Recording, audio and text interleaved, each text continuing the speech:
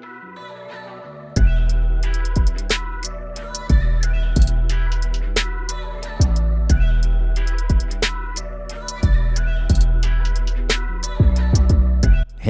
what's up? What is going on? Welcome to another episode of Hey Mark, the podcast where I, Mark, get to have open and authentic conversations about things like mental health and self-development. And the reason I'm having this conversation or trying to start this conversation is just to try and provide, a platform where someone could listen to this and basically think, man, damn, I'm not alone and life can and will get better for me. And so that's all I'm trying to do is just provide this kind of conversation for you, start this conversation. Maybe you can start, talking about these topics with your friends or, maybe you need professional help, whatever it is. But like I said, whatever you're going through, you're not alone and life can and will get better. And also this is a reminder to just hydrate. So I'm going to sip my water real quick. Hold up. I wanted to kind of go over again. I've done this type of video a couple times now. I wanted to kind of get another version of this out here again, and I want to just jump into it right away. And so what I want to talk about today is basically just, 5 books that going through the rest of 2022, right? Like it's February now. I want to just kind of go over like 5 books that I think will impact your life deeply and kind of help you have a good year. And most of these books actually came out last year in 2021. A couple of them came out in like the latter half of the year. And then one of them is kind of an older book, but I'll go over all of them and I'll kind of go over a couple reasons why I think that they can help you out. Reasons why they help me out and kind of just like a couple takeaways, I guess, from each one. So the very first one that I think people should read, or you should read specifically, if you're into this kind of journey, if you're having like kind of a self-development journey, I think this book is really, really good to kind of start your year off. It's the first book I read this year. I got it for Christmas, and it's called Yes to Life in Spite of Everything, and it's by Viktor Frankl. He's like an Austrian-born like neurologist, psychiatrist, philosopher. He's also an author, but most famously, he's a Holocaust survivor. And so his first book, if you've heard of it, Man's Search for Meaning, or if you've read it, you kind of understand where his philosophy already is. He talks about, and he talks about his experience going through the Holocaust and kind of how he saw different people adapt mentally to the conditions they were subject to, and just kind of pushing through the tough times where, and I don't want to ruin anything in the book, but if you haven't read either one, but basically just being able to go through the times where it feels like everything's been taken from you and it feels like life's unfair and it feels like even if you work hard to get the things that you want to have in life, they're just going to be taken from you. And so if you felt like that before, or if you feel like maybe you're lacking a bit of meaning or purpose in your life, either one of these books, but I'm going to say specifically Yes to Life in Spite of Everything, the brand new one that just came out. Well, it was just translated to English at the end of last year, so I think that's a huge book. And again, I don't want to ruin it, so I don't want to go too much into it, but like I said, if you feel like, life's been a little bit unfair, or you feel like there's no meaning or no purpose or no point to kind of moving forward or getting stronger, I feel like that is an amazing book to kind of just get your mindset in the right direction. So that's the first one. The second one is called For When Everything is Burning, and it's by Dr. Scott Eilers. So another doctor. That's a second doctor. Surprise, surprise. People that would probably know more about mental health than I do. So that's who I'm recommending. If you want to kind of read a book that and this is something that it talked a lot about the topics that I talk about here, but it provided kind of a different perspective on it. A lot of these, while I was reading this book, it kind of challenged the way I think about, my perspectives towards the adversities that we face in life. And it kind of helps shape the way that I view kind of I guess, our starting points in life and then how to navigate from there. And just understanding that, you know, you're not always in control of circumstances. That's another thing that this book kind of taught me. And another thing I think it's important to say about this book, I really like that it kind of taught me, like it kind of opens up really, really well with kind of a story about going back to face your fears and not being afraid to kind of look your inner demons in the eye.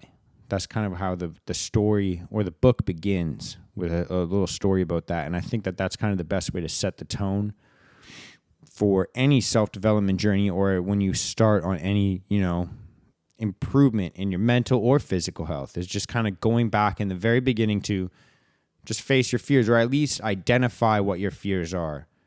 And then the very end of the book, I think, is where this section is, but it showed me, I guess, the fact that it's not work that burns us out, it's stress that burns us out. And if you can find a way to do things that you love every single day, it's, you know, one of the preventative measures that you can take from burning out. And so, For When Everything is Burning by Dr. Scott Eilers is a must-read for 2022. And I'm even going to have him on the podcast in 2022, even in this month, actually. So here we go. That'll set the tone for the conversation. I'm excited to have that one as well. So stay tuned for that. But let's kind of move forward as well. The next book that I'd recommend you have to read is, you know, it's called Living with Yourself. And Bobby was on the podcast last year. Bobby Basran. So he's the guy that wrote this book. And this book was really good because I feel like for a lot of people out there that are kind of starting with their self-development journey, or any journey in mental health, or even your spiritual health, or I guess I don't know how to classify that, but a lot of people that when they start off maybe doing yoga or meditating, they're kind of confused about what the process looks like and kind of how they should get into it. They maybe feel like they're bad at meditating. Like that's kind of how I felt when I first started. So if you feel like that, then this book is going to be great for you, Living with Yourself, because he kind of gives a good rundown on what his I guess, interpretation of meditation is, which is something that I align with really well.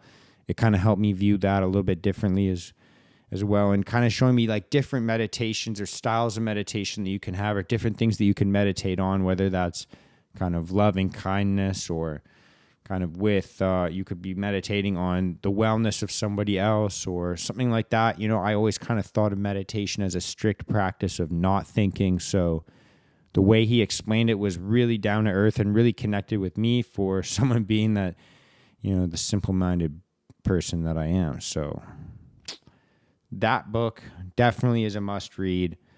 And if you're interested in anything like that, like kind of like the Buddhist philosophy, then you should definitely check out his podcast as well. But Bobby Basran, thank you so much for that book. And let's move on to the next one. The next one actually is not, well, it's a novel. The next one is the first novel, I guess, on the list. The only novel on this list. And it's also the only book that wasn't made in 2021 or in the last like couple years. I think they're all made in 2021 other than this one. But this one is a book that I've gotten for a gift for a couple people recently. And I just think that this book is probably the best novel I've ever read. And it's The Kite Runner by Khaled Hosseini. And this book, again, if you haven't read it, I'm going to try not to ruin the story, but it kind of goes over a ton of different topics that I think are super important today. I think it goes over perfectly. It goes over kind of like a reminder that, you know, humanity as we know it, or, you know, the fairness in society or illusion of, and the peace that we have, again, or illusion of, you know, all of those things, that they're always under threat by evil. And so we have to work together and just be able to kind of end things like classism, which is depicted perfectly in this book, you know, the main character, and then also his best buddy. I'm trying to remember, I think Hassan is his name.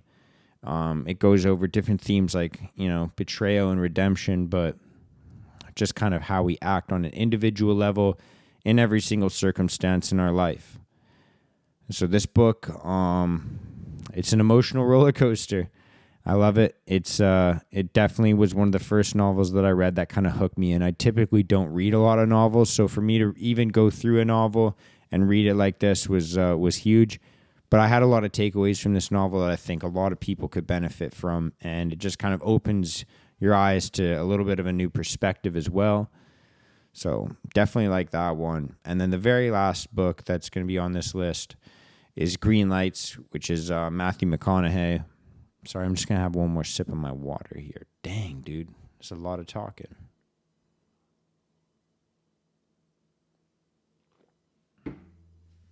There we go. So the very last one on the list is Green Lights by Matthew McConaughey, and it's kind of like his autobiography.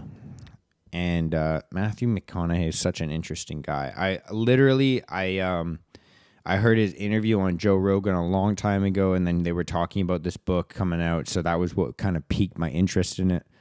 But this book kind of opened my eyes again. It gave me some new perspectives in learning about his relationship with his father, and just kind of, him having to navigate through that, and, kind of the good aspects of his relationship with his father, the negative aspects, and kind of how he had to heal from those. And kind of just the way that the book is all about navigating through life. If that's exactly what the title is about when you hear the title Green Lights. It's about kind of like navigating through life and being able to kind of listen to the events that happen to you, or the events that happen in your life. And just kind of, I think the end of it, he kind of goes a lot into kind of how success or happiness or love or relationships, they're defined differently by everybody. And so the only way to kind of have success in those things is to just be honest with yourself and be honest with your partner, be honest with the people in your life, and just, be as down to earth as you can, and just understand that we are all connected, and we're all looking just to be happy. And if you can be honest about what being happy is to you, with your partner or with your friends or your family members, and they can be honest with you, you kind of you make them feel like they can be honest with you about what makes them happy. And if you can both provide what makes you both happy, life will be pretty good. So that's kind of some of the takeaways from that book. So there's my 5 books for you guys. If you haven't read any of those books yet, go back and listen through, or I guess I can just kind of give them to you again. But Yes to Life, In Spite of Everything, Viktor Frankl. For When the World is Burning, Dr. Scott Eilers. Living with Yourself by Bobby Bazran. Kite Runner by Khaled Hosseini, and Green Lights by Matthew McConaughey are the 5 books I'm recommending you need to read going into 2022. But that's all I got for you guys today. What books do you think I forgot? I don't know. I've done these kind of episodes before. So if you have any favorite books or books that you'd recommend for people, share them in the comments below. If you're watching the YouTube video, I guess. And if you're watching the podcast, throw it in the reviews. Leave a little 5-star review on podcast or Spotify, and Apple Podcast or Spotify, I guess. And then, leave a little 5-star review. Share the show. Help me grow. But that's all I got. So thank you so much for the love, for the support, and just for sticking around.